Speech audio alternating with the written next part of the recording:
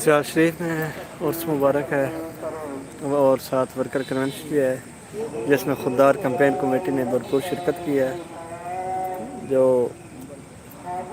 ये हमारे दोस्त सामने बैठे हैं, आप सब सामने ये मनीब सुल्तान, मंजूर सैलवी साहब, लाजपाल प्रिंटिंग निहंग, हाफिजुल करीम साहब, मलक हसन साहब, ये अंसर शाह साहब, बाकी दोस्त अहबाब जो सामने हैं।